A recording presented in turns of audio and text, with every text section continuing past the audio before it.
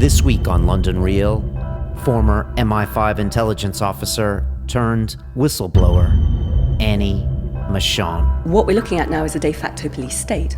All the laws are in place, they're just not being applied to most citizens yet. I think it's not a case of having anything to hide, it's having a case that I have a right to privacy, and I can't guarantee my government will uphold that right, therefore I need to take the steps to do it. She talks NSA whistleblower Edward Snowden. He would die for his country. He wants to try and improve the way his country operates within its own boundaries and protect its citizens. And we seem to forget and think that human rights are a luxury. They're not, they're fundamental, and privacy is one of them. London Real presents Annie Machon, whistleblower. So it's a very British mess, is the short answer. The London Bridge Tour continues. I am Brian Rose, this is London Real, and today I am bringing you London Bridge. Yes, this is the OG gangsta of bridges. It used to be the only bridge back in the day, we're talking 600 AD when it was called Londinium. It was the only bridge in town, the only show in town. Now it's a pretty plain looking piece of concrete. I think the previous one is in Arizona now. It was taken brick by brick. And this one has a life vest. I don't know if you can see that behind me, in case someone jumps in. And when I moved here in 2002, I worked in this building right behind here, an Adelaide house on the 5th floor, and I saw guys jump over there down into the river. I kid you not. And it's got quite an undertow, and it's actually quite dangerous. Let alone that you might actually hit one of these boats if you jump in there. Now, I probably would take that jump. I could probably do that, but it's not the safest thing to do. But I saw a banker go in one time, full suit and everything, right over. Not the best way to commit suicide, but whatever. It's all good. This week on London Real, we have a special guest, a female. I like having women in the studio. It's nice to shake it up a bit, and this woman is quite the exception. Her name is Annie Machon, and she has quite a history. She was an MI5 agent in Britain, which is kind of the equivalent, I think, of more FBI, as in it was local in-country investigations, and she saw what they were doing and didn't like it. She saw some potential IRA bombs that could have been prevented, and she saw basically just some lying and some criminal activity going on within MI5, and she made a runner. She and her husband, David, bolted and went off to Paris, and as she said in the interview, she was the only other person like Edward Snowden that she remembers who made the move before the press found out, so she could actually make a run for it. So she kind of knows what he's going through. And she spent a few years in exile, going across Europe. It sounds like something out of The Bourne Identity. And finally, he came back for trial and was convicted. And so she has a vast experience when it comes to not trusting governments, to being very wary of information. And so when the Snowden affair happened, she said her phone was ringing off the hook because everybody wanted a perspective. She's been crying out about data, privacy, security for years, and this just obviously made all of those arguments seem just more relevant. So Annie talks about that. She's the only person that PGP encrypts every email she sends me, and she talks about that. She also talks about why she's not a fan of the iPhone, especially the iPhone 5S with the fingerprint scanner on there. We could talk about that all day, but she's very good. She's very well spoken. She was also interviewed for Adam Scorgi's movie, The Culture High. I think she's going to make a great guest. So I think you'll enjoy Annie. Please leave your comments and share with your friends if you are feeling her. As you know, I've been talking a little bit about something called Way Better Protein. And if you train any kind of a workout, whether you're a girl or a guy, then you really need to get some whey up in you post-workout. You need to have a protein source, and I am a big fan of the stuff from X-Brain. It's made from cows that are grass-fed, free range, hormone free. It's sweetened with stevia. What I like about it is the flavors aren't too much. A lot of times you get these banana and strawberries and it's like, Jesus Christ, you just got hit in the head with like the whole patch. And this isn't like that. So I'm a big fan, and those guys have offered 15% to all London Reelers. If you use the code London Real, you get that discount on any of their proprietary products, which are The Way Better. They've got a new fat-burning Xanarex product out. You can check that out as well. I'm trying it this week, so I'll get back to you on that. They have a colon cleanse and some other multivitamins. So check that stuff out. Go to xbrain.co.uk or click on the link below and support the guys that quite honestly make this show happen. So big thanks to those guys. They're kind of our on it here in the UK, and I love what they're doing, and they're making this happen. So that is fantastic. Speaking of fitness, we had Mr. Kelly Starrett in last week, and we had the 60 Minutes camera crew right behind me. So you'll see this video. They came in to place the camera, and I have a standard deal with anyone who wants to film our podcast. You can place cameras, but then you got to get the fuck out of my studio when we shoot our interview. I don't want girlfriends in there. I don't want agents in there. It's got to be a private conversation. So they did that, and they placed this big ass TV camera behind me, and I didn't notice it was in shot, but you'll see it. It was right behind my shoulder, and it's a bit unwieldy. It looks like an alien landed, but I hope you like that. Kelly's very cool. You would have seen him on the Joe Rogan show. He's got a book called Supple Leopard. He had CrossFit gym number 27 in America. He's been CrossFitting for 9 years. He reckons he's taught like 200,000 man hours of sessions. Really cool guy, really funny guy, and has a lot to say about mobility and how we move, and was really just special to have him on the show. I think you really will enjoy Kelly, and he's a fan of, yes, the Bulletproof coffee. I was making it for the guys at 60 Minutes, the camera crew, and Kelly was telling them what I was doing while I made the coffee. Kelly was like, now he's taking out the grass-fed butter. Now he's adding MCT oil, also known as brain octane oil, which is 15 times the goodness of the coconut. And now he's blending it up. And a lot of these Yanks, they come in through London Real, and they're a little homesick, and I give them a mug of Bulletproof, and we turn on the cameras, and they're right at home. So that's an honor to have that place, and I won't mind being a little island of a little home away from home here for anyone who comes through London. And you probably seen me tweeting that out as well. So I just want to say thanks to the Bulletproof guys, Dave Asprey, making it happen. They got all sorts of new products coming out. They got a charcoal pill that I have yet to try that I'm really excited about. I know they're got some new branding coming out and new websites. Really looking forward to that stuff. But if you want to get the coffee in UK or Europe, go to Xbrain. Just buy a bag and get the MCT oil. And if you're in the States, go to upgradedself.com and pick it up there. I'm a big fan. And if you want to lose 10 pounds quick, just get on your Bulletproof, man. Make that your breakfast. It's going to change the whole way you eat, everything. So big fan of that. And that's it. We're going to keep going. I've been tweeting out to you guys. If you hear of people coming to London that I might have missed, then tweet them out to me and say, yo, Tracy Jordan's going to be in London. He actually was, but he canceled his shows. Why don't you hook up? And that's how we got Immortal Tech when he was here. So it's amazing how much you can help us when it comes to guests. And a lot of people will come on the show if they just know about the show and they're here. So tweet those to me. Send me a message at brian@londonreal.tv. We're always looking for help, for editors, people to book guests, or if you just want to come and hang out, whatever. It's all good that way. So appreciate that. If you also just really want to help, go check the guys out at Xbrain, buy some Bulletproof coffee, and just share this video with your friends. And now I leave you Miss Annie Machon, former MI5 agent, turned whistleblower. She is an expert when it comes to your privacy and how important it is. So sit back, relax, and enjoy Annie Machon. This is London Real. I am Brian Rose. We're sponsored today by Xbrain, who are the makers of Way Better protein powder, and by Bulletproof coffee. Thank you to Dave, the Bulletproof exec. Annie, she did the first thing everyone does, which is yum. Yes. Like the first time. I'll tell you what's in the coffee. Yum too. Yeah. It's got grass-fed butter in there, as opposed to like cream, which a lot of people put in. So that's kind of the special ingredient, and some MCT oil, brain octane oil. So you might feel smarter while you're drinking that. So anyways, you can go to londonreal.tv and check both of those guys out.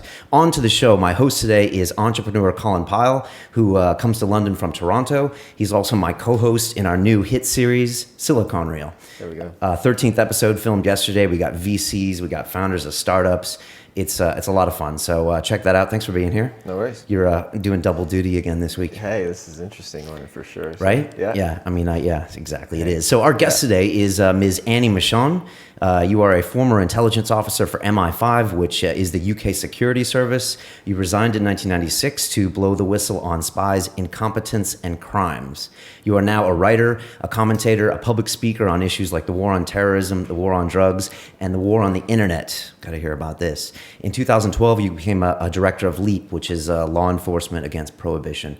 Annie, welcome. It's a real pleasure having you here. Well, thank you for inviting me. It's a pleasure to be here. Awesome. Your emails are coming to me all with PGP in front of them, and you're the only person that does that. And that was the first thing I noticed, and I showed Colin, and I was like, okay. So I don't know anything about that. Okay, well, maybe. So PGP.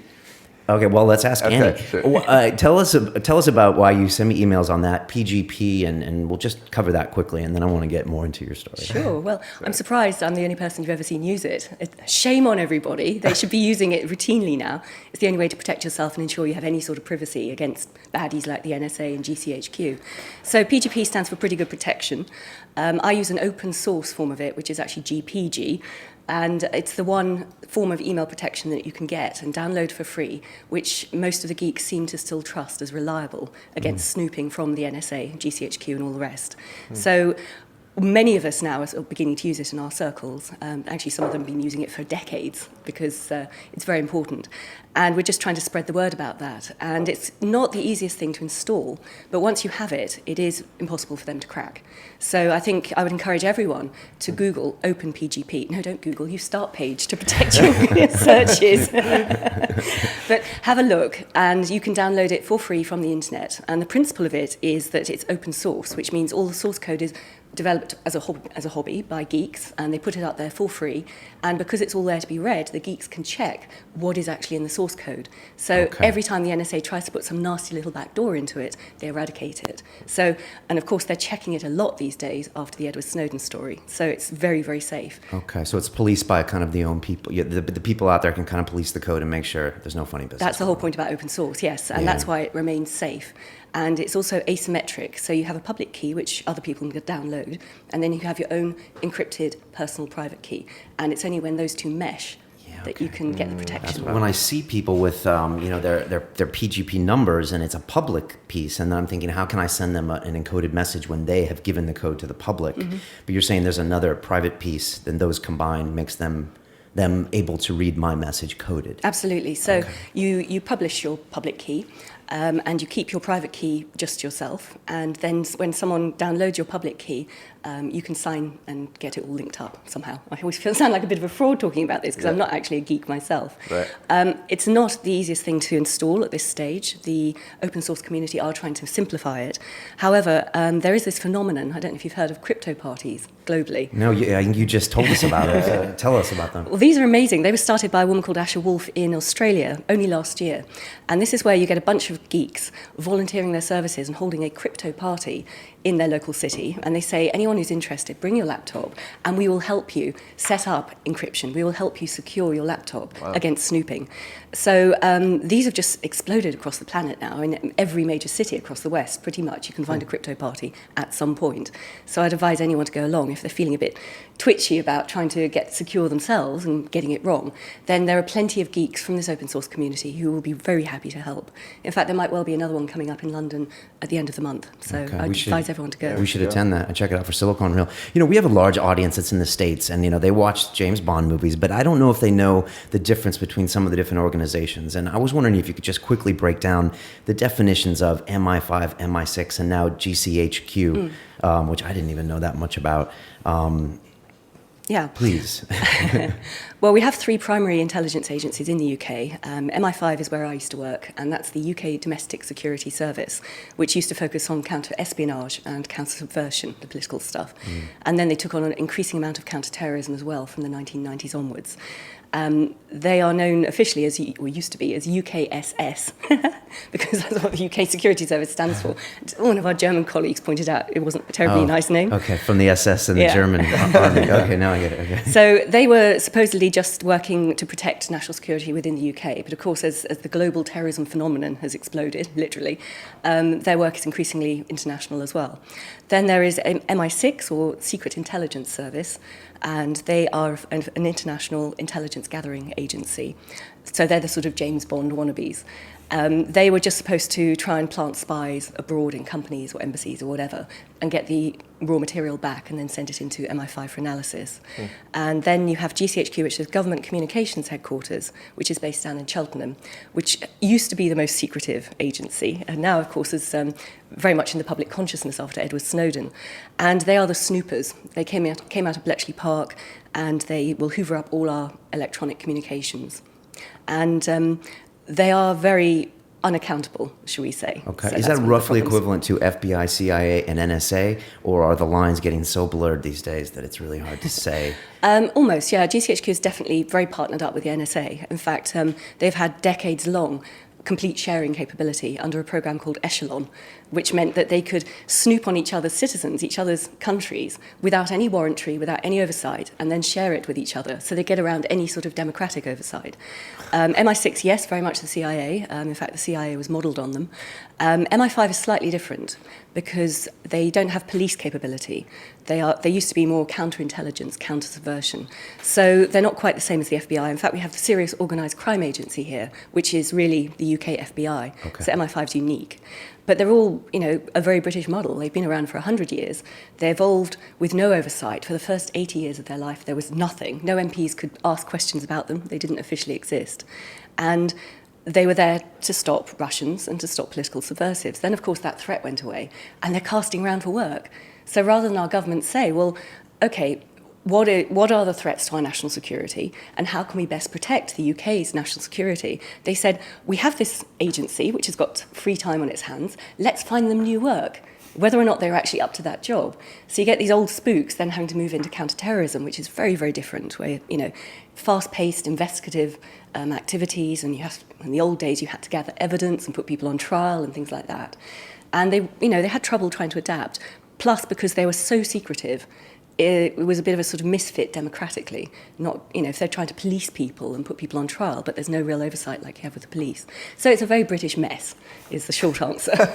Wow, it's interesting now because we've had Edward Snowden, we've had him kind of on the run. I guess now he's been given asylum, maybe temporarily in Russia, and I know you probably feel a bit. I don't know what the right word is. You feel similar to the way he might have felt, because you were kind of on the run there for a while in '96, and you had to leave the country.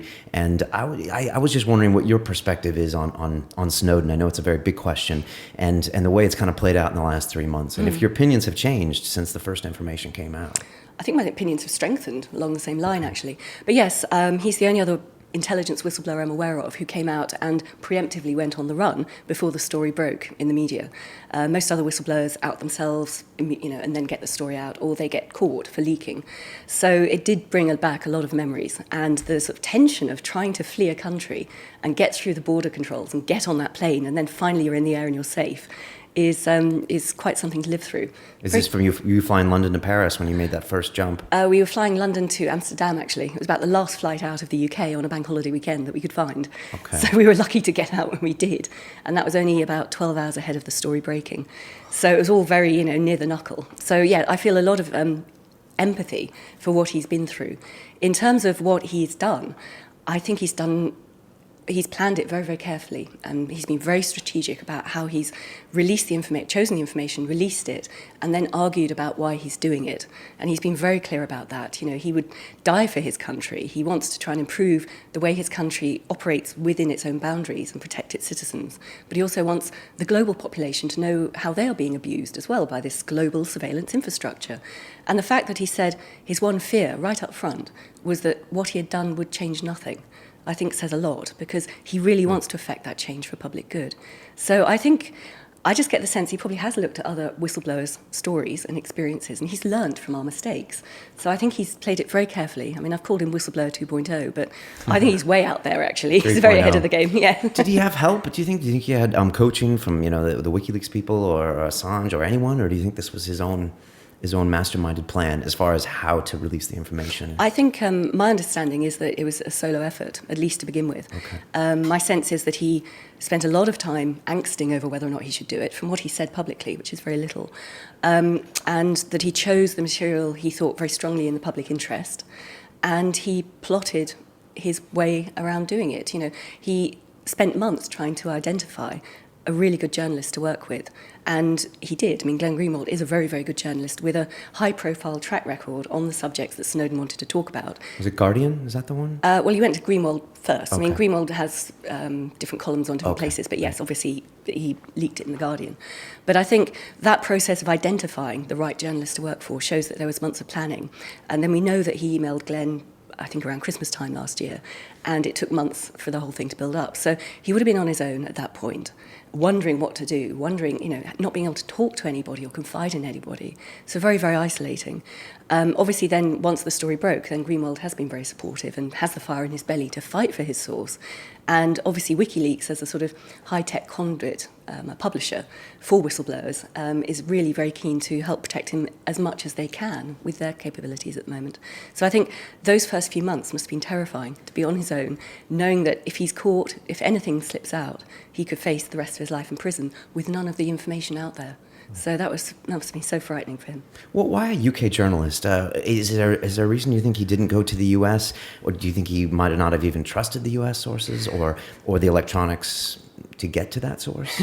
Well, he is a very capable geek, so I think he's played that very well as well. He knew his way around the electronic surveillance. No, Glenn is American. He's a human rights lawyer turned activist, turned journalist, and he's based in Rio. So it's just he happens to be a columnist on the Guardian newspaper in London. Okay. But the Guardian also has offices in New York and elsewhere.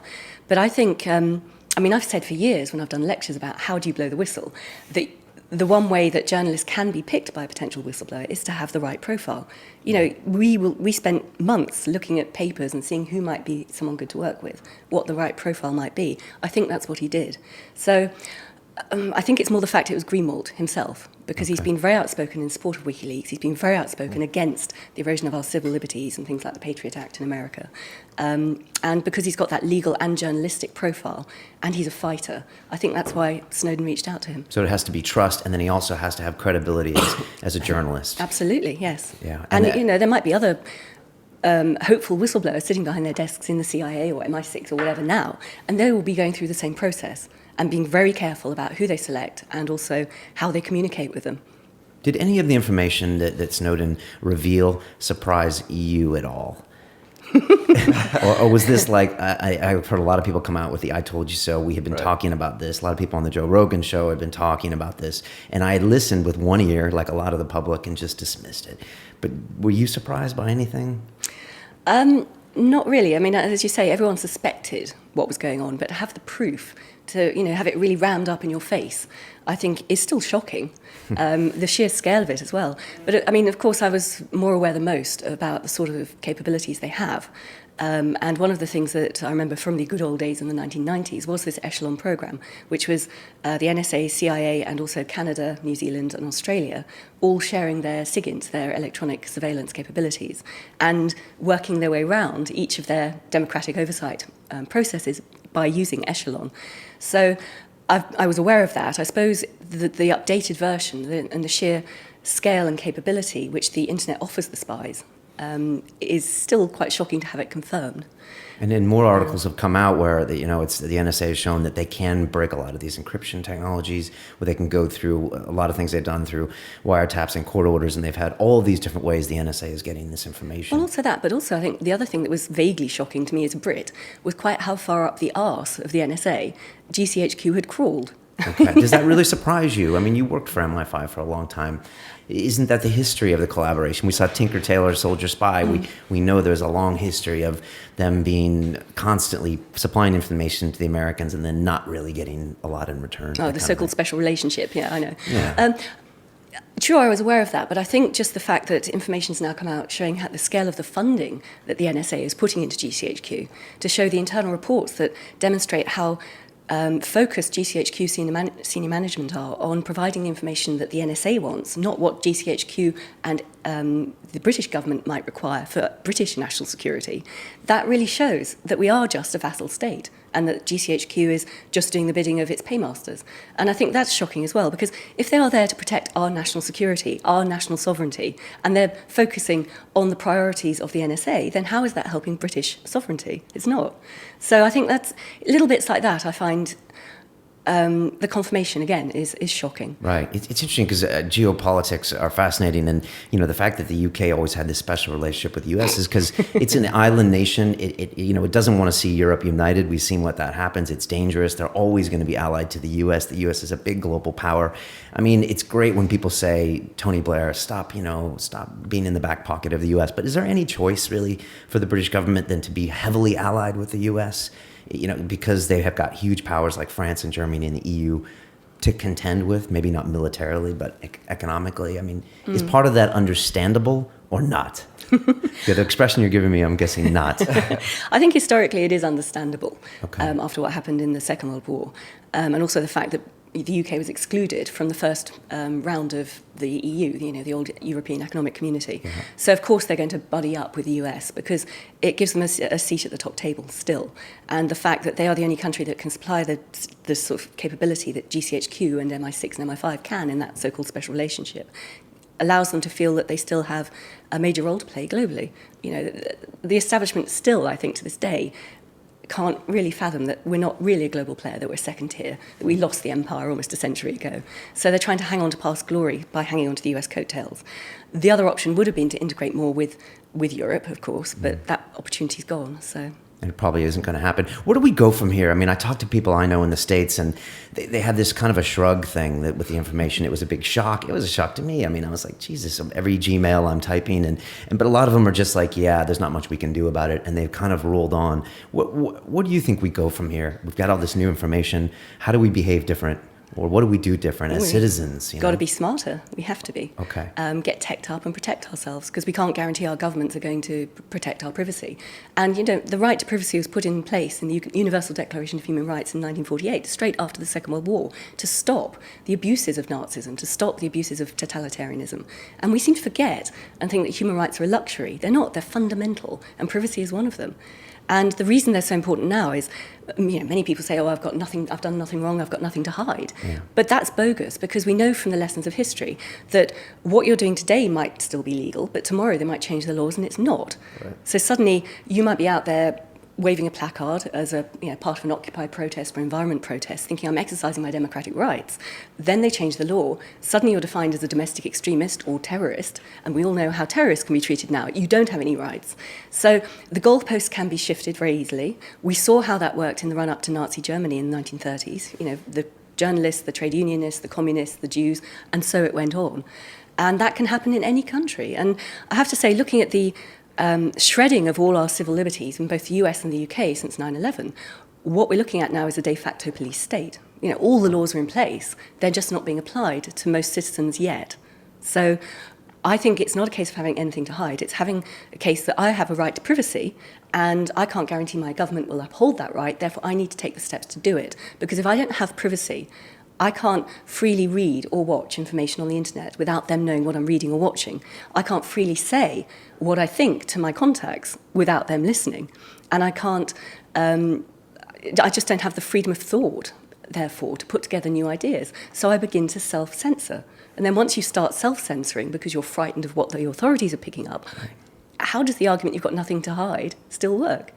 Right, then it is a police state. It is, and then you are, and then Big Brother's watching, and your life is completely controlled by your own paranoia or by your own fear. Yeah, exactly. So, in order to have freedom of speech, freedom of thought, freedom of conscience, all those basic rights that we spent hundreds of years fighting for in the Western world, in Europe, we need free media. And I don't mean, the Daily Mail or the BBC. I mean, the internet is our free media. That's what we need. It's fundamental.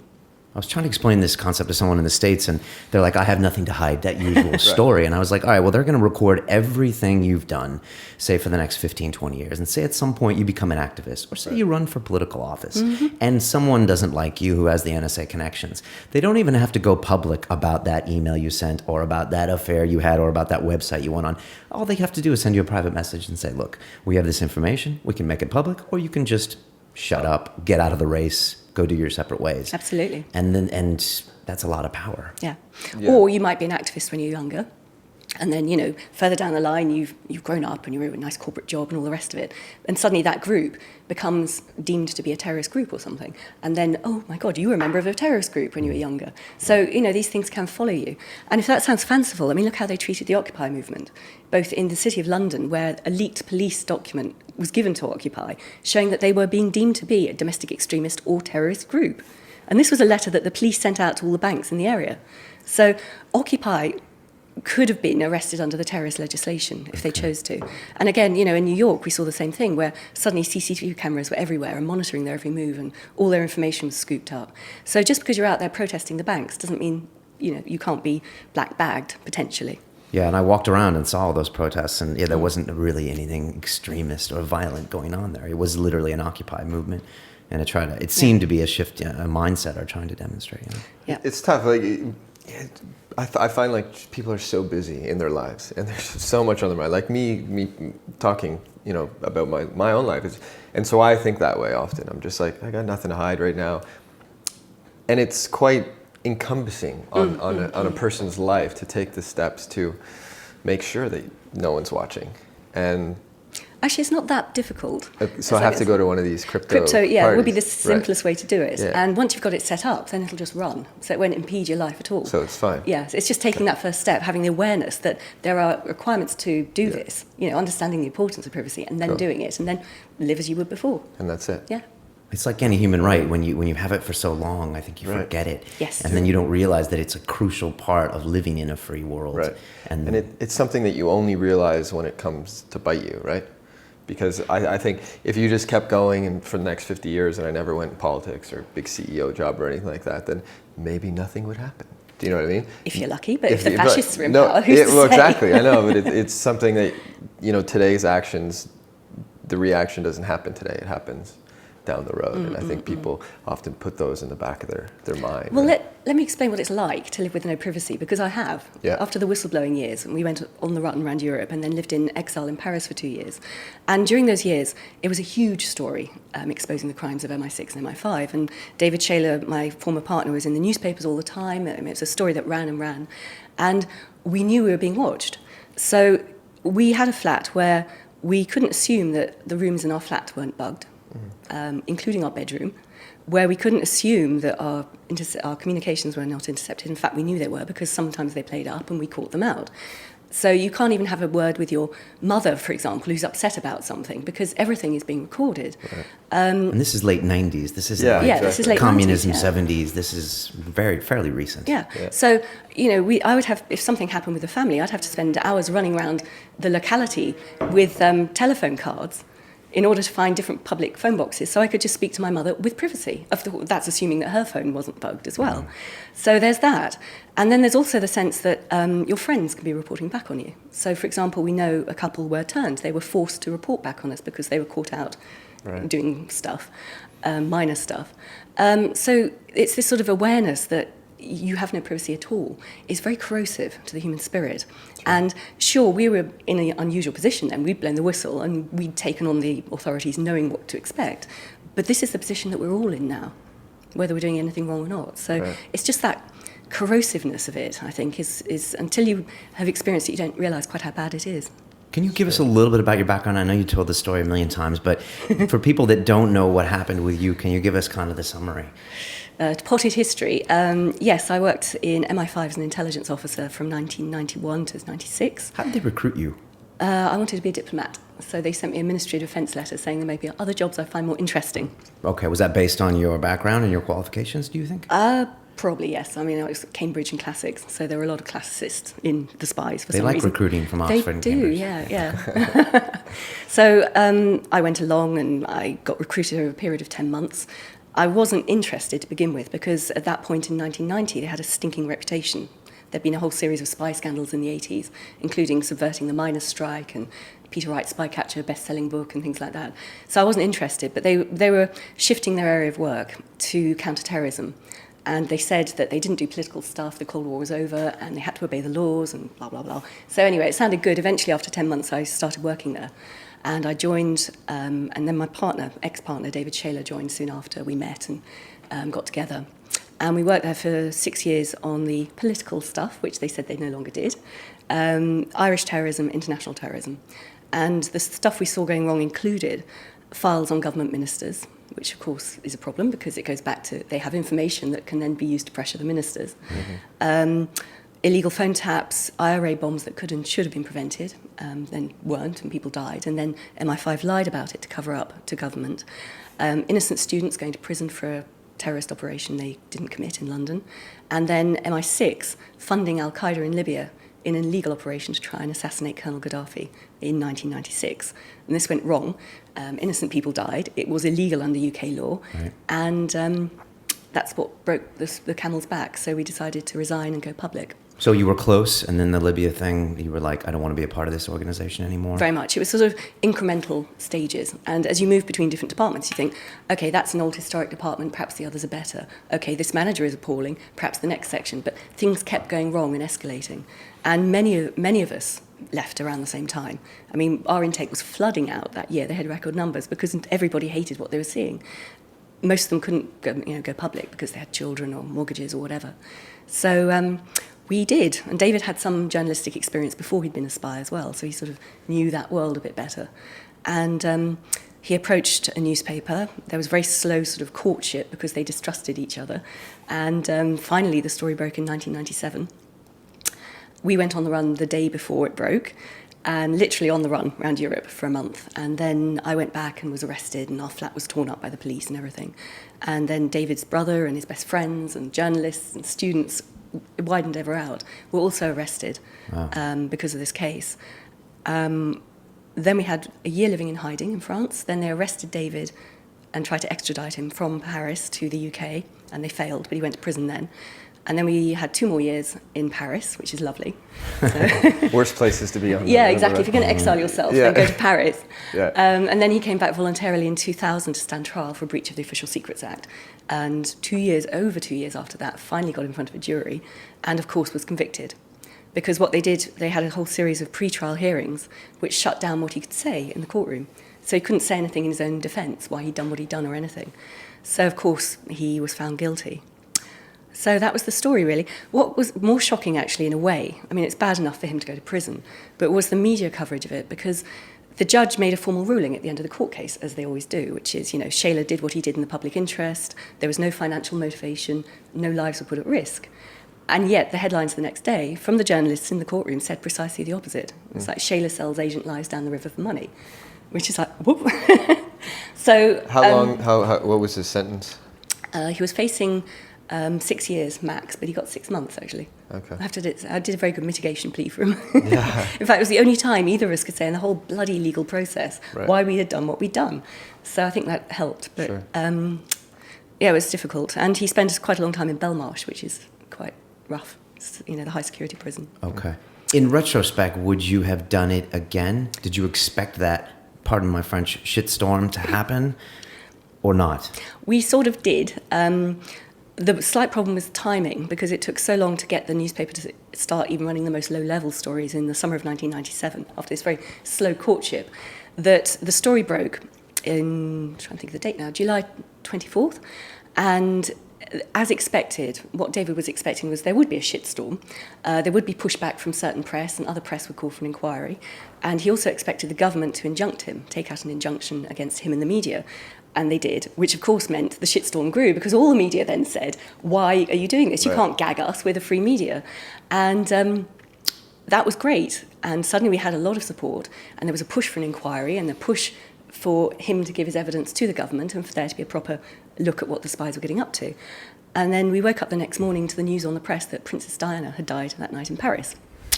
So that was us lost. I mean, no more media coverage. And we were just lost in France at that point. And that was it. That was it, because that was going to be in the media for the next month or two. Yeah. And then we just lost any pressure. Anymore. Yeah. So the timing was just so unfortunate. You cannot factor that in. I mean, in a slightly gruesome way, when Ed Snowden's story broke this year, I don't know if you noticed, but Nelson Mandela went in hospital and almost died, and then they kept him alive. And I was just thinking, they're going to pull the plug at a crucial moment of the Edward Snowden story. To bury it. Yeah. Does the web go that far, or is there a point where you're like, this web doesn't go that far? Well, it's just me being paranoid, I think, and a bit gruesome. But yes, so it did remind me of of all the stories that could have knocked the Shayla whistleblowing off the headlines at that point. Pretty much that was the only one that could. Yeah. So after that, we had to sort of fight a rearguard action ever afterwards. So if that hadn't happened, there is probably a parallel world out there where there would have been an inquiry and David wouldn't have gone to prison twice and the spies would have had a chance to reform, because that's all we were pushing for. If they work unaccountably and out of control, then, and in a very secret world, then mistakes are covered up, they're not learnt from. And you get this sort of groupthink mentality where it becomes the norm to keep on working that way and keep on making the same mistakes. So actually we get less protection from spies when they're not overseen properly and not reformed properly.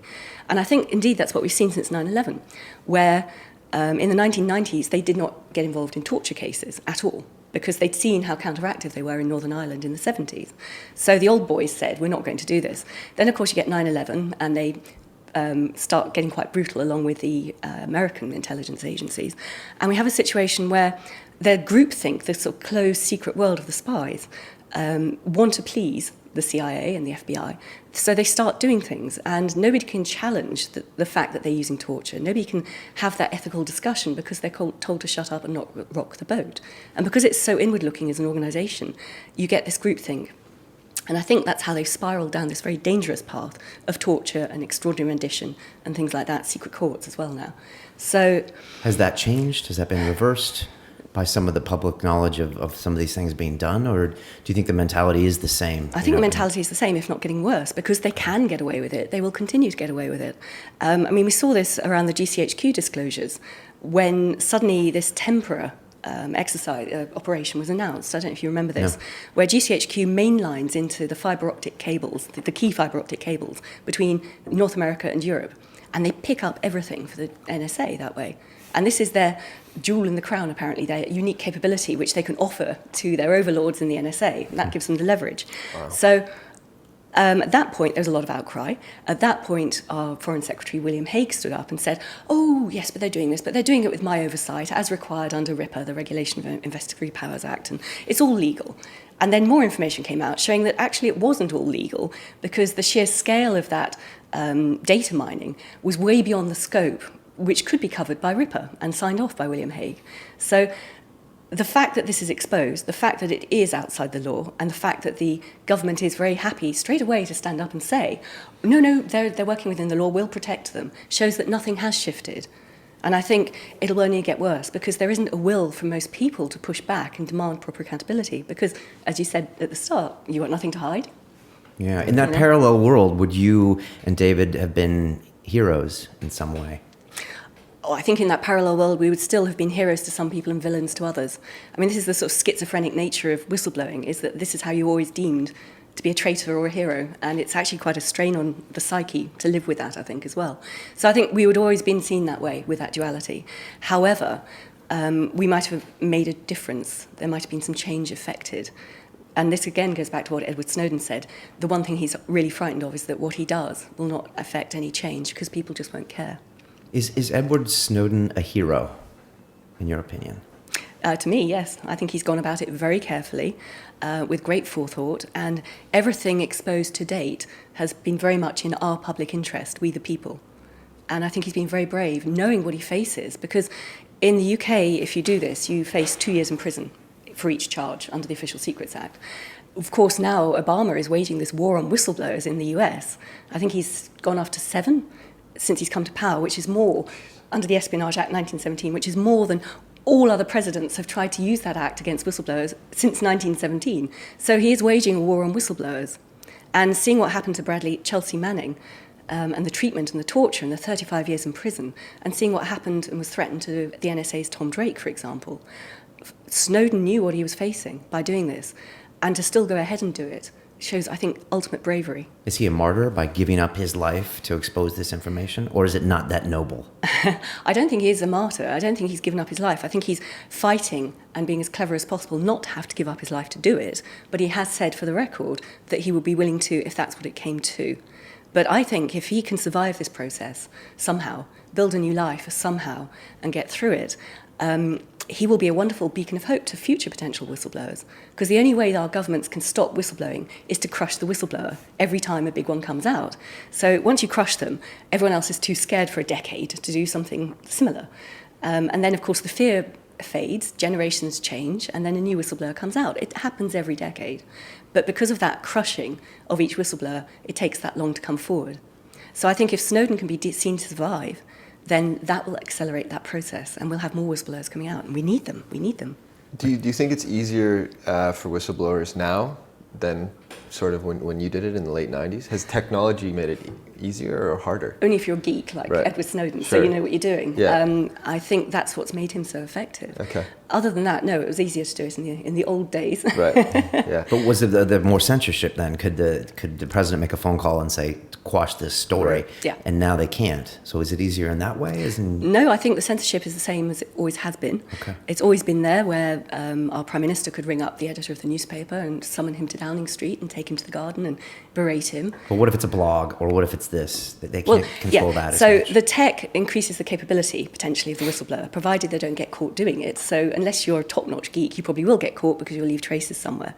The media has always been a potential blockage anyway, the old media, because they can be censored, they can be denoticed in this country, for example, they can be injuncted, they can be issued with production orders from the secret police to hand over all the material, which the whistleblower has provided as proof of what they're claiming, which is what our newspaper had to do. They had to hand over all the proof.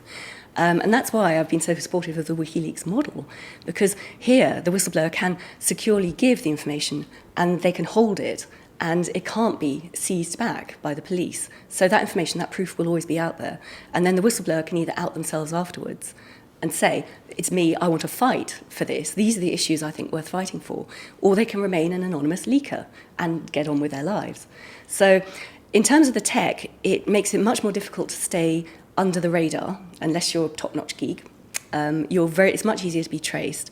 In terms of the old media, there is much a blockage, as I think they always have been. They're too vulnerable to censorship. And also they've created another problem for themselves, which is most of the investigative journalists are not tech savvy enough to protect the whistleblower either.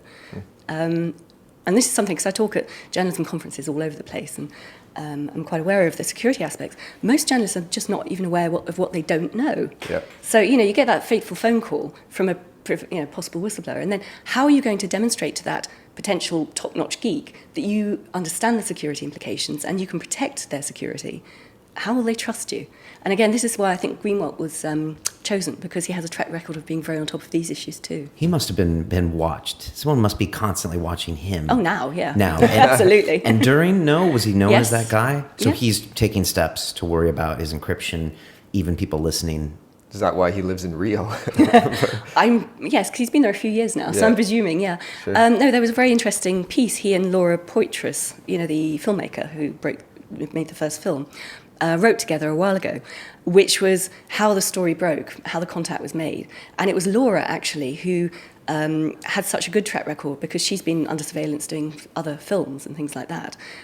So she's very tech savvy. So she and Glenn made sure that their systems were absolutely locked down in the most paranoid fashion in order to protect this unknown whistleblower who was reaching out to them. That's what journalists need to be able to demonstrate to the world, to intelligence whistleblowers particularly, because they are going to know what they're facing. They're going to know how they're going to be watched, and they're going to be really paranoid. So the journalist needs to take that equally seriously. Otherwise, they're just seen as amateurs. It's a very good point if you're listening and you're a journalist. I keep thinking J. Edgar Hoover. I don't know why. But, if there's a movie out recently, but, J. Edgar Hoover ran the FBI and the intelligence in the U.S. for 6 presidential administrations. And he basically, had presidents effectively scared of him because he had files on all of the presidents, all of the Congress, a lot like you said, MI5 or MI6 MI5 had files on the MPs. So do you think we're going to get at some point to that scenario? I mean, is Obama in control of the NSA? Does it get to be where it can be out of control and it can be threatening people in that that way? I'm sure it already is. Okay. So, Yes. no doubt about it. No, I mean, I think our democracies are broken, both in the UK and the US. They're corporatocracies now. You know, it's the big corporations, it's the big military security intelligence complex, which is way worse than the military-industrial complex. It's sort of burgeoned into this amorphous monster in the last 50 years. And we've seen repeatedly that lobby groups, trade blocs with strong lobby powers and everything can subvert our democratic process totally already. So the NSA and organisations like that, as well as their secret information, their secret power, will be part of that process. It's interesting because he kept those files so secret, and like when he died, they were apparently destroyed. Who knows? But it's yeah, I don't know. But it's strange because this information that the NSA has now on everyone that could potentially become public. So you don't have one crazy old man who's guarding these files. It could be everyone having access, which is even more dangerous. And then suddenly all your personal information's out there. Would you feel as comfortable then that you've done nothing wrong and you've got nothing to hide? You want your medical records out there. You want your little visit to the local STD clinic a few years ago out there in public. You know, secret phone calls to your mistress or whatever. I mean, it could all potentially go out there. And suddenly, if you think about it in those terms, all of us want privacy. That's why it's important to maintain it. Besides the encrypting ourselves, I mean, what's the main thing that's on your mind, like going forward, as far as issues that you think need to be addressed? I mean, you talked about journalism protecting their sources, you protecting your own self. Are there bigger movements? Are there political ideas that you think we should be really moving forward or pushing everyone for transparency, or is that futile? I think there's a few rays of hope at the moment, certainly in Europe, because of the Echelon scandal, you know, the sort of Five Eyes thing that was exposed in the 1990s. Because of that, there were a series of hearings at the EU Parliament a year afterwards. And so they came up with a strategy for what they should do about communications across Europe then. And a report was issued in July 2001. Unfortunately, it was then buried 2 months later. But the European Parliament recommended that Europe wean itself off its dependency on American infrastructure, internet infrastructure, American internet companies, all that sort of thing, because they could see the potential for abuse through the Echelon system. So what they recommended was that European countries focus on developing their own companies, their own Facebooks or, you know, telecoms or even the fibre optic cables to protect against this American predator. And then, as I said, the report got buried because of 9/11. Now, though, because of all the scandals, the EU's gone back to it, and there are ongoing hearings at the moment in the Parliament. And many political campaigners are pushing to go back to this is an opportunity for Europe to protect our citizens' security and our privacy, because we have a duty as governments of these people not to allow a foreign power to snoop on them all, but also to develop our economies by building up local infrastructure and local business. So that could be very good for our broken European economies if our politicians will go with common sense and not be lobbied out of it by or get some nasty phone call from the White House, I think. In fact, Duncan Campbell, the guy who broke the Echelon story way back, has now given evidence to the European hearing. And I think I'm going to be there at the end of the month. So okay. There's a lot of us going there and really feeding in a lot of information. So I think that's one aspect of hope. And organisations like Anonymous or the Pirate Party or whoever can activate around these sort of things, like they did to try and stop the ACTA bill last year, which was another ghastly piece of Americanese that was, you know, they were trying to get the European Parliament to a rubber stamp, which is about piracy in the EU. So we can make a difference still, and I think this is a golden opportunity if we can get enough people to push for it. So, like, Mark Zuckerberg was in Washington this week. Like, what, is that all just smoke and mirrors? Do you think he's actually like a pretty good guy and he actually doesn't want to give an entire feed to the US, or is he just in their pockets? I don't know if in the pockets, but I mean, the whole setup, the whole infrastructure of Facebook and the way it operates is the spy's wet dream. Right. I mean, it does. You know, we offer up our lives to whoever wants to watch, including all our networks, including where we're going to meet, including what campaigns we're involved in. That's what spies used to have to do. They spend weeks, trying to identify your friends and things. And here it's boom. Yeah, here, have it. Yeah. So the fact that this network exists is not per se malign. It's a bit stupid of us to just give our lives over for free. But the fact that it's now been proven there are these backdoors, there has been cooperation with all these big companies like Google and Facebook as well. Yeah. I think that is an issue, and whatever happened along the line, it has been corrupted now. So that is a problem.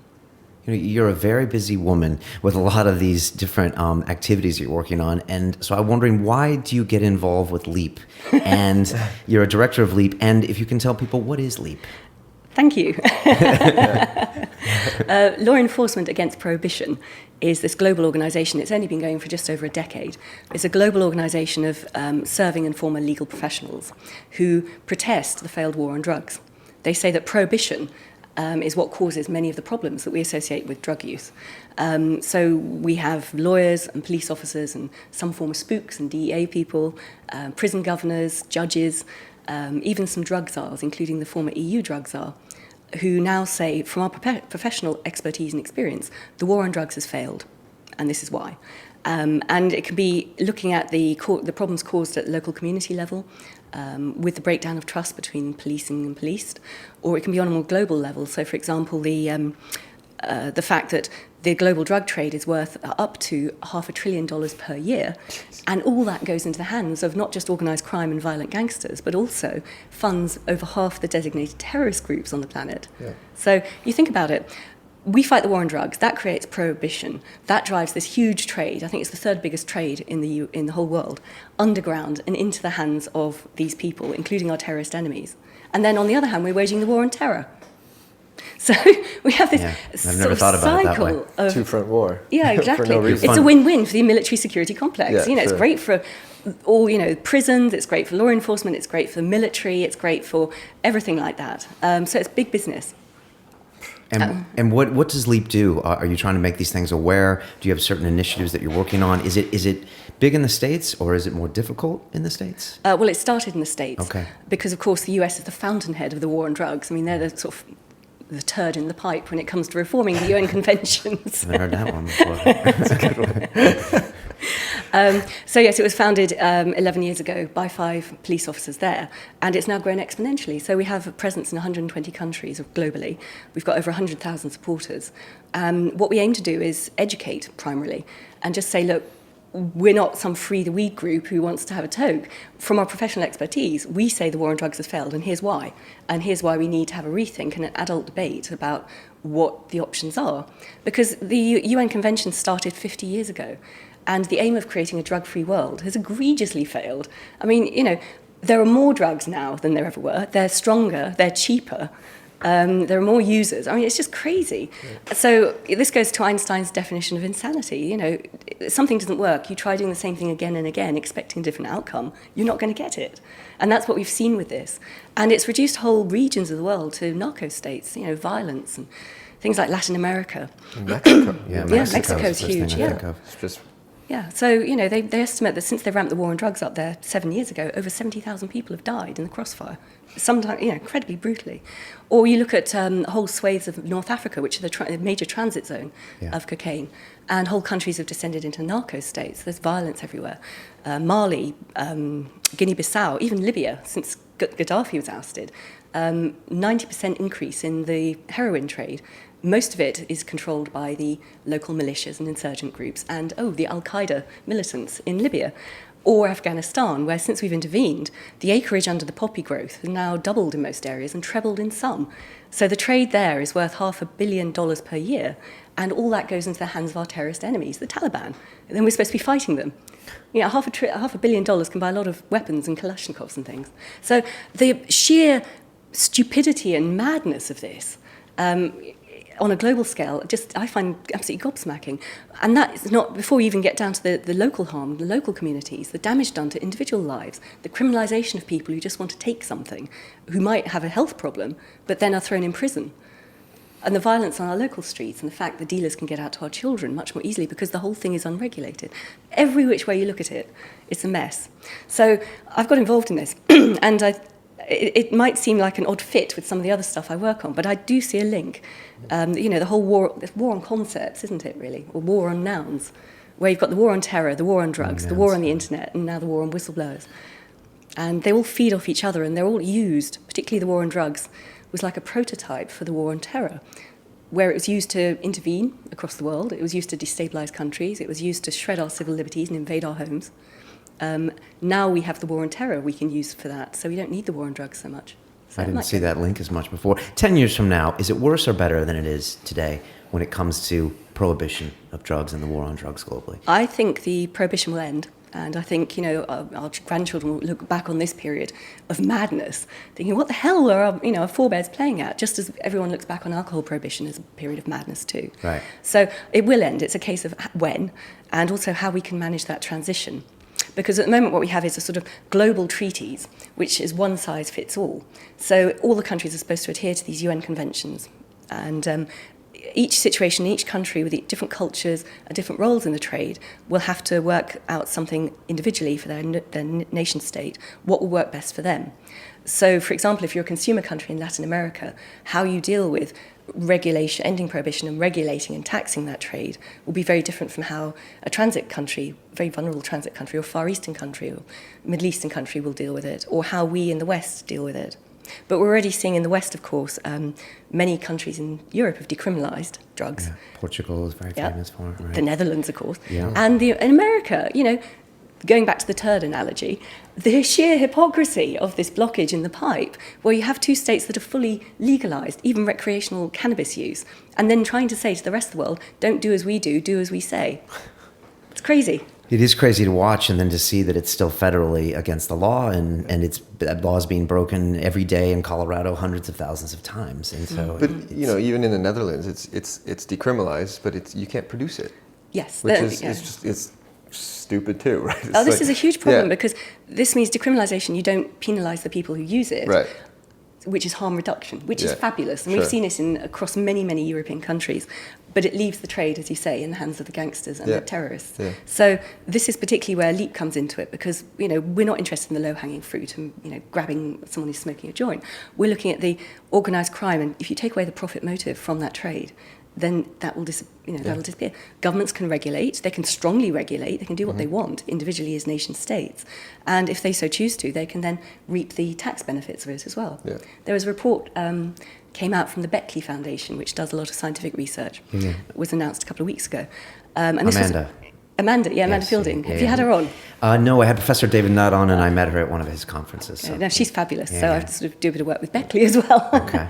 But this recent report was very conservative, and it basically said if cannabis were legalised in the UK tomorrow, the increased revenue to the Treasury would be conservatively 1.25 billion per year from tax revenue and all the judicial process savings. So how can the Brits not afford to think about this? We're a broken country financially. Yeah, how can anyone not afford to think about this? Sure. Current events. I want to get your thoughts on Syria. I find that a lot of times there is the story in the news, and then there's what's really happening, with all the bargaining and what's happening under the tables. And since you've been kind of in the intelligence service, you probably have some thoughts and insights about what the real bargaining is happening between the U.S., between Syria, France, UK. What are your thoughts, and where are we going with this? Well, it's a mess, isn't it? It's a first step. Where do you even start with Syria? I suppose the thing that leaps out at me is this bogus chemical weapons use issue again. So bogus, you think it's just... Well, I mean, it looks from what the UN inspectors have said that there was some chemical weapons used, but nobody has a clue about who it was. And the fact they immediately said it's the Assad regime, and the fact that it would be so counterproductive for the Assad regime to have done it does smack of a sort of, should we say, false flag or dirty tricks type attack. Because, after Obama said it's the red line, and if he crosses this, we have to do something. So it's the same old tired excuse as they tried to use in Iraq with the weapons of mass destruction. What's interesting on the internet is the views of everybody saying, what a load of crap. Of course not. We don't believe you this time. Sure. When I'm believing Putin, Russia over the US, things have changed. Yes. Do you know what I mean? For me, when I was watching that story, I was like, I don't know here. I kind of buying Russia. Let's figure out who actually did this. Yeah, I mean, he came across as like a grand old statesman, didn't he, dealing with it? And Obama just looked like a brat. I know. Russia wants to go to the table. It's like, hold on, what's going on here? It's a strange situation because, like you said, Obama said this is the red flag. Then it happened, and then Obama says, "Oh, I guess we have to do something." But then, of course, he doesn't really want to do anything. So it's a very posturing, threatening, dangerous situation. One explanation for that would be that. If it were some dirty trick, then who would benefit most from forcing the Americans into the conflict? Israel? Right. One possibility. If we want to sort of peek behind the curtain and see where the vested interests are. Yeah, that's interesting because that whole region, if any kind of shift in that region has unknown consequences to everyone. And even the Israelis, I know they've not traditionally gotten along with the Assad regime, but a lot of times people say Israeli would rather have them than someone else. I don't know if that's changed now. Who knows? I mean, the opposition in Syria is just such a mess, and so many of the more organised and influential segments of it seem to be openly and avowedly al-Qaeda links, like the al-Nusra Front and things like that. So how, and we know this is happening already, the CIA and our special forces and the SIS can be on the ground giving help to these people and potentially funding and arming them, again, despite all the lessons of history, I just find flabbergasting. I listened to the entire interview last night with Charlie Rose and the president of Syria. And if you listen to the whole thing, it's pretty interesting. I mean, I am not generally into conspiracy theories, etc. But when you listen to what he said, okay, you say terrorists, but if these people came to your country and did these things, if they did that to your country, you would do something about it. And he just goes through all of this reasoning, and right. He sounds much more reasonable than he's put out to be, when you actually sit down and talk to him. Well, he was sort of thrust into this presidential role, wasn't he? I mean, he was happily living a quiet life in leafy North London, working as an ophthalmologist or whatever. What is that? Eye surgeon. Oh, okay. What's the word I'm groping towards? Ophthalmologist. Yes, thank you, ophthalmologist. Yeah. Okay. So there he was, he was the second son, happily married, leading this satisfying professional life. Suddenly his elder brother is killed, so he has to step up to the plate. I don't think he would have ever envisaged that he would be this sort of international bogeyman dictator, wanted by the US and things. Yeah, he kind of has that feel about him. What is the NSA doing right? And what is the US doing right when it comes to intelligence gathering? Is there anything where you're like, okay, this is good? I think it's a rampaging beast that is out of control. It's like Godzilla. Bull in a china shop. Yeah. Is there anything where you can see where you're like, okay, I can see that this is actually helping? Or is 100% of what they're doing just madness to you? I think two answers to that. First of all, because of all this hysteria that's going on, it would be very useful for all our countries individually to take a deep breath and say, okay, what are we actually trying to protect here? Our national sovereignty, our national security. How can we best protect it and police it? And what are the threats coming in to try and attack us? How do we fight back against them? And then rejig their intelligence infrastructure to work within the law to effectively stop those threats and nothing else. They should not be seeing their peoples as threats, potentially, which is how they're treating us. So that is certainly one aspect. That's not to say good people don't work in the services. Trouble is, a lot of them tend to leave. But I'll give you one example. There's an organisation of former spies called the Sam Adams Associates for Integrity and Intelligence, which is a bit of a mouthful. And they give an award every year to someone coming out of the intelligence world who has demonstrated integrity. Normally it's whistleblowers. I mean, people like Colleen Rowley from the FBI and Tom Drake and WikiLeaks and Edward Snowden, of course, this year have received the award. But the one last year was to a guy called Dr. Tom Finger, who coordinated the National Intelligence Estimate of 2007, which in the US is, I think, 16 intelligence agencies. And he was asked to get the thinking of all 16 agencies on the Iranian nuclear capability. And unanimously, all these agencies said they stopped trying to get weaponized uranium, develop the bomb, in 2003. No indication they've tried to restart this program. And Finger pulled all this together, wrote his report, and was subject to immense pressure by everyone in the American establishment who wanted that year to go into Iran in 2008. They wanted an excuse. And Finger just said no, and then eventually this thing appeared in public, and they had to admit that this was the thinking. So by his refusal not to cave into that pressure, he saved potentially millions of lives in Iran. So people like that with integrity, who can continue the fight on the inside and do it, I think should be a lesson, a model to serving officers.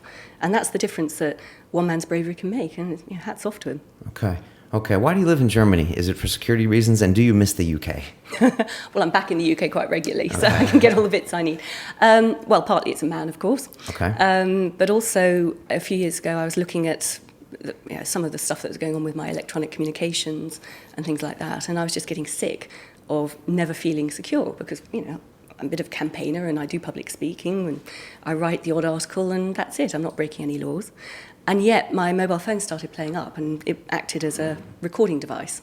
So it'd be sitting on the desk and people could hear what was going on around it when they were trying to call in, but before the line opened. So I think some sort of software had been implanted and then it malfunctioned, and then I found out. 2008. So I thought, what the fuck? Why on earth are they doing this now? So that's when I thought, time for a rethink. Germany is great. Wow. was great because they've had the police state thing, they had the Gestapo, they had the Stasi, they know how bad it can get, how quickly. So they do have a very strong constitution to protect the rights of their citizens, including not electronic snooping without due cause and all that sort of stuff. So they are pretty good, or so we thought. Of course, since the Snowden stuff's come out, it has emerged that the BND, which is like the CIA in Germany, has in fact been mainlining off some of this PRISM stuff and helping set up other very snooping devices like the X-Key score. So they are actually right at the heart of some of this illegal global snooping. And the question at the moment is, how much did the political classes know about this, or were they acting rogue? And we have yet to get a straight answer, should we say, from Angela Merkel. So Germany's not perfect, but at least it is much more conscious of how bad it can go and how quickly. Right. Now, the new iPhone is out today, and the new operating system is out. Do we stay away from that device? Do we stay away from Apple? What is your advice to people? Absolutely. Okay. They're dangerous, shiny, precious things. I'm not having a pop at one company or another. It's just the whole concept of proprietary software, closed software, which is what Microsoft works on, which is what Apple works on, which basically means that everything that goes on under the hood of your computer or your iPhone cannot be verified by you. You can't get into it. You can't see what's going on down there. If you use something which is open source, so it's sort of developed by hobbyists, by hackers, by geeks, it's all out there on the internet and you can download it for free, and you know it doesn't have backdoors because they check the code to make sure there's nothing nasty in there from the NSA, then that's much more stable and much more secure. And in fact, any flavor of Linux, which is the major open source way of using, I use Ubuntu, is actually much easier and much nicer to use than most of the proprietary systems, particularly as Microsoft spiraled into this strange parallel universe of Vista and Windows 8 and things like that. Yeah. It's all counterintuitive. So there's that aspect. It's the proprietary aspect, the closed aspect, which makes it dangerous. And it's also now, we have proof post-Edward Snowden, that yes, these companies have been cooperating very, very closely with the NSA. And also handing over the data and the records of their customers at the request of the NSA, you know, if they needed it in the past. So that collaboration as well makes them dangerous in my view. Are you labeled a conspiracy theorist? And if so, what does that make people think of you or people called that? Well, it's an interesting one. I mean, I have been called it in my time, but less and less more recently. Okay. Because so much of what I talk about is now coming to be proven true, like all this internet security stuff. So rather than me being seen as this mad, paranoid person who probably sits hunched in a basement, you know, sort of on their computer, suddenly actually, oh yes, what she said, she's been saying for years, oh, they are doing it. She might be right about that. She's right about that. What about the other stuff she talks about? So the phone is ringing for speaking engagements. Sometimes, yeah. I mean, when the Snowden story broke and things, it just went bonkers. I could barely get off my phone to go to the bathroom. You know, it was interview after interview after interview. So that's fun, but I can't keep that up forever. So 1 or 2 days is fine. But yeah, the conspiracy theory name is an interesting one as well, culturally, the way it evolved, I think. Because in the 90s even, if that was in common usage, of course David Shayler would have been labelled a conspiracy theorist when he exposed the Gaddafi plot. He was always dismissed as a fantasist back then, so it wasn't really in common usage even then. Was the JFK the first modern version of that term? I think so, yeah, but it didn't really cross the pond until after 9/11, I think, and then of course everyone who even questioned the official account, even whistleblowers from the intelligence agencies, could be dismissed that way. So it's a very sort of lazy label, and ad hominem attacks are the laziest ways of trying to undermine someone's arguments anyway. So. Can you describe what that is for people that don't know? Because I was taught that when debating when I was a kid and like 15 years old, and they're like, ad hominem attacks are not the way to debate. But for people that don't know, what is an ad hominem attack? It's Latin for against the man. Right. So basically it's name calling, a bit like, you know, you do when you're a 5-year-old in a playground. Right. Don't listen to him because he's a poo-poo pants. Well, that's pretty much the level of a lot of debate you get on fora, isn't it? Yeah, so. especially a lot of smart poo-poo pants, right? That's just because you poo in your pants doesn't mean you're dumb. Right, you might have a point. No, especially on the BBC and a lot of cable television, I find it's just sometimes I can't believe I'm watching these things because these people are just discrediting each other and not actually talking about the argument. Who's that guy? was it Alex Rose from the U.S. who was talking to Piers Morgan and just was like making fun of his accent? Do you remember that? Yeah, Alex Jones. Yeah, Alex Jones. That was like, that's the epitome of. I guess that is pretty ad hominem, right? Yeah, he wasn't. Yeah, I guess that is. He wins that one. Yeah. I'm curious. When I graduated from university, there was a small desk of the recruitment fair that was the CIA recruiting. This was '93, and I was at MIT, and I guess they might have wanted some people, but they didn't talk about it much. And we always ask the advice question kind of at the end of the show, and I was wondering what advice you give to the people out there finishing university, where this used to potentially be this, exciting career. This, okay, you said James Bonds don't exist. They're usually hanging out in the embassy, bar. They're not really doing that. But what do you say to those people? Do they stay away from these agencies? Do you encourage them to go in and change these agencies? Is that a viable career for someone who's? Theoretically, I think that's the great thing we need to encourage people to do. People with strong ethical frameworks, to go in there and try and change the systems from within and improve the systems from within, because that's the only way these secretive agencies will reform. Realistically. So we need all the good people we can going in. The trouble is, I know from experience how difficult it is. Everyone is always told to keep their head down, don't rock the boat, just follow orders, that sort of thing. And then there's that sort of peer pressure to go along with whatever they suggest, which can get worse and worse and worse. So anyone thinking of doing it, please go in, please try and affect the change, but just be aware of the sheer pressure and the pushback that you might face. And then, of course, one day you have to think, well, might I see something so heinous, I'm going to have to take the next step and be a whistleblower. Would you be prepared to do that? Or would you, or could you be capable of living with yourself if you don't? Right, could be time to go to Russia. I guess if you go on, it's interesting because we talk about this on Silicon Reel. It's the innovator's dilemma, and it seems to apply a little bit to intelligence services, except they're not corporations that can be broken by new change. But it seems like it's hard to get someone to look at new ideas, and they're doing things the wrong way when it's a government institution. Yeah, it's a huge governmental monopoly, basically. The most secret and protected monopoly in the planet as well. Right. Where they're not accountable, they can get away with mistakes and lies. They're never held to account or put in prison. It's almost technology's allowed them to be lazier than they once were, because they can, like you said, they can just break into Facebook and it's all there for them, right? Or grab information, and it just makes their job easier that way, rather than actually have to, compile evidence and build a case and then go after them, right? Well, the other thing to be aware of is it's not just all this electronic surveillance. Yeah. And obviously, there's a focus on it at the moment. There's also the infiltration aspect.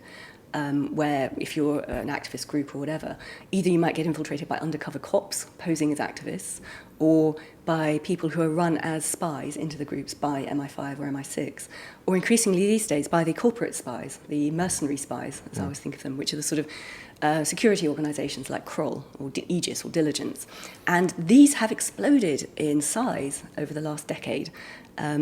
There's a big corporate need for them in the U.S. I mean, everyone gets background checks and credit checks and drug tests for just normal jobs. Yeah, right? But it's not just the corporate staff. It's also, for example, if you're a defence contractor, a defence firm or something, and there's going to be a protest against your new weapon, outside your gates, then you can hire one of these companies to send infiltrators in to infiltrate these groups and subvert them from within. And, there was one jokey reference I read a while ago now. What was it? That any big environmental activist organisation you go to, any big demonstration or something, the chances are that up to 1 in 4 people there will be working for someone, which is horrifying. 1 in 4? Yeah. It might be over-egging the pudding a bit, but and these people are often ex-official spooks, so they know all the sort of tradecraft and everything. There might be some amateurs there as well, who are usually the ones who are spotted. But, in terms of privacy and effective activism, it's very difficult when you're up against all this. You gave advice to the people thinking about getting into the service. I was wondering what's the best advice you've ever received? And you've been in through some interesting places in your life. Whoa. Best advice I've ever received. Probably get out before it's too late. Yeah. Catch that plane to Amsterdam. Did people in MI5 know you guys were going to make this move, or did you have to keep it just between you and David? Totally between just the two of us. Okay. We couldn't even let our family know. So the first they found out about it was reading the newspaper front pages. I keep thinking of Jason Bourne, because Jason Bourne's doing all this stuff, but he knows how the system works. So he knows how, okay, if we do this, we know this is going to happen, and we know this is going to happen because, you're versed in secrecy. It was much more spy-like going on the run than it was actually working there, has to be said. Were you wearing different disguises and things? Sort of, yeah. Okay. Yeah. Wow. The last bit of advice we always ask is if you could make a phone call to the 20-year-old Annie and give her a bit of advice, what would you tell her? Blow the whistle a year before, not just before Diana dies. Okay. Well, for the media timing, or just it would have been smarter earlier? It would have been smarter earlier, I think, as well. Because if we had gone public in 1996, it was the fag end of the Conservative government. They were deeply unpopular, and the Labour opposition would have jumped on the case as well and said civil liberties, whistleblowing, intelligence agencies running amok, and they would have fought to get an inquiry too. Of course, Tony Blair had just been elected. Summer of '97 was the honeymoon period. He just discovered probably all about his big fat MI5 file, so he did their bidding. As well as the timing with Diana. So, yes, I think that probably would be rather a key thing to have done differently. I wouldn't want to not have done it, though. Okay. Every whistleblower needs a PR plan, it sounds like. Yeah.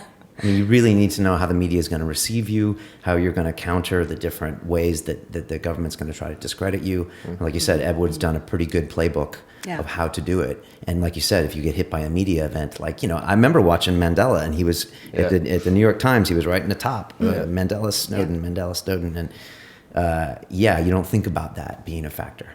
When we think about whistleblowers. Well, I wish I hadn't actually, because it's such a grim thought. But it's pretty grim. Just to wrap up, what are you going to be doing in 5 years or 10 years? I was thinking when she was talking, she'd be a great consultant for the NSA to reform the whole organization. But what will you be doing? I mean, is political office anything you're interested in, or what will you be doing?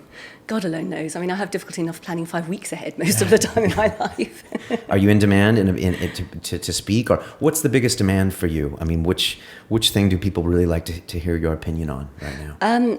Mainly, I suppose the biggest demand is for me to give set public speeches to a variety of different organisations. I suppose some of the areas I cover are the influence of the media, the government and the spies over the media, and the whole whistleblowing thing, how to protect a source, that side of things, so the sort of media talk. And also the drugs issue is pretty big, and civil liberties and whistleblowing. So those are the three things I do. And then, of course, if some particular story breaks, then there will be TV interviews, there'll be writing articles, there'll be radio interviews, that sort of thing, and then it dies away again.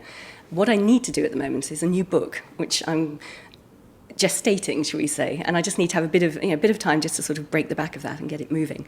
So in terms of where I'll be in 5 years, no idea. Okay. Hopefully still doing the same sort of stuff, perhaps making a bit more of an impact, and hopefully working with a few more whistleblowers that have come out. Okay. Do you get, I guess I can't ask you if you get contacted by whistleblowers, but do you get advice from people that kind of want to know what to do? Routinely, yes, I get asked a lot. Okay. There's a lot of people, though, you can't, you're not sure where they're coming from. I mean, it could be a sting operation, that sort of thing as well. But having contact with WikiLeaks and working with organisations like the Sam Adams Institute is stimulating, it's interesting. It feels like we're trying to make a difference. Go ahead, sorry. No, sure. There was a big geek fest in the Netherlands every 4 years, and this was the year. And they had a big whistleblower track, so we got a lot of these American whistleblowers over, Colin Rowley, Tom Drake, Ray McGovern, Jessamine Raddock, all of them. So we did this big spook panel. And it was just fantastic, showing that you can survive the process, encouraging other whistleblowers to come forth, and also trying to get the geek community to really help and support the technological side for most whistleblowers. And they really got it. So I think there is hope, there is pushback from this endemic surveillance state. I think the geeks might be our best chance to save the world. What is Anonymous kind of like that geek whistleblower sort of oversighting, or maybe what's your take on Anonymous? Well, they're anonymous. Yeah. Well, I've had contact from some. They're very supportive to the whole concept of whistleblowing. Right. So I feel like they have my back, shall we say, if anything happens to me. Good. I want to have someone from them on. Just to finish up, what's your take on Julian Assange? WikiLeaks or Julian Assange? Julian Assange. Julian Assange is a man. I like him. Okay. I think he has consistently shown all the way through his adult life his attitudes to ethics and the capability of technology, a certain sort of protectiveness to people who might potentially try and do something like blow the whistle. I mean, he's been through the legal process in his late teens as well. And I think that the vision of WikiLeaks is world-changing. What he was trying to do and why he was trying to do it. You give the information to the people. You impose transparency and accountability on evil big corporations, evil governments, evil intelligence agencies, and let the people make up their minds. And then only that way can you have true social justice. I mean, It's so blindingly obvious. But until he said it in that way, I think most people didn't think of it in that way. And the technology nowadays gives us the chance to do it. So WikiLeaks is a trailblazer. Julian Assange personally is a trailblazer. And I think the whole issues in Sweden have been blown out of all proportion. And if you know anything about the case, rather than just what's been represented in the mainstream media, but the timing of the way the women did it, the fact they were trying allegedly to sell the story, the fact that it was dropped and then it wasn't dropped and it was picked up by political opponents of his, the fact that Karl Rove has been in bed with the president of Sweden for years, the fact that Sweden is helping out with all this NSA surveillance stuff, they're in bed with the USA. So all of that stacks up as greater complicity than the Swedes would want to present and say, of course we're independent. They're not. So I think that is a slight problem, and it's been overblown. But personally, as a man, he's bright, he's funny, a very dry sense of humour, and very committed to what he does. So, yeah, I like him. Is he going to get out of that embassy in London, or he could be there for a while? Who knows? I mean, it is a prison of sorts, but at least he's got the internet. And for a geek to have his computers taken away, that would be the worst form of torture possible. So I think he's happier there than he would be anywhere else at the moment. Isn't there a movie coming out pretty soon? They had one about him a few months ago, but I know he didn't. Was there another one? I think so, There's two, yeah. And Okay. both of them are hatchet jobs. Yeah, are they? So Okay. the first one was based on the WikiLeaks defector, Daniel Domscheit-Berg, the German, who wrote a book on the back of this. He's the one who took all the really key data away from WikiLeaks, including lots of Bank of America information, which would have been crucial at this point. Right. So he wrote a book, and then David Lee and Luke Harding from The Guardian also wrote a hit piece book. And this is what formed the first film, which I think was We Steal Secrets or something. And there's some new one which has come out, which is Sort of apparently Hollywood. even worse. Yeah. Yeah, it's got some. And he refused to be interviewed by both of them, right? Yes. Yeah. Okay. It's I could listen to you for a long time, Annie. Thank you so much for being here. I know you did some filming for the Culture High yesterday. I can't wait to see you in that movie. Yeah, it's gonna be even great. though you've been here. How do people get a hold of you? Do you tweet, websites? Yeah, sure. No, I do all that. Although I don't try not to use Facebook. I just have a presence on it, so I never respond to people there. My website's the best. It's anniemachon.ch. CH. So it's based in Swiss. Switzerland. Keep Okay. it safe. Is that the safest place? Yeah. And how do we know that? Well, because when WikiLeaks came under global assault, Yeah. it was the only country that did not take down the WikiLeaks website. Right. They said, no, freedom of expression. So a lot of people I know are now moving to Switzerland for that reason. So it's another handy hint. I'm on Twitter, it's just Annie Machon. All my social media sort of type crap is on an About Me page, so you can find me that way. Excellent. Awesome. Thanks so much for being here. Thank you. I learned a ton. Is your brain hurting from all that I information? should have taken notes. I have to rewatch this and get rid of my iPhone. And, yeah. No, it's fantastic. Everyone's going to love watching this. There was a lot of information. Thanks so much for being here. I appreciate it. If you're listening to us on iTunes, you can see all of our faces on YouTube channel London Real, and we're on Twitter, Facebook, the whole thing. And until then, it's about the journey. Annie, I wish you all the best. Please come back sometime. I will be very happy to. Thank you very much for inviting me. Yeah, thank All you. right. Take care, guys.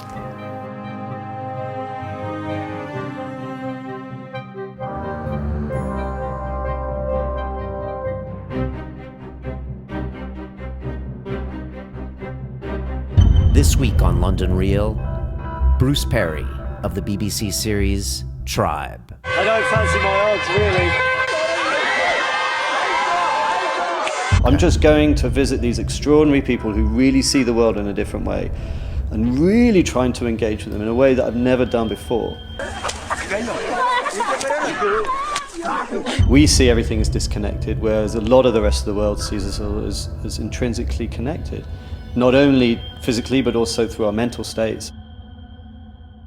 You know, I'm riddled with my own problems, my own insecurities, my own traumas, my own ego that's getting in the way, so I'm going through my own healing as I go.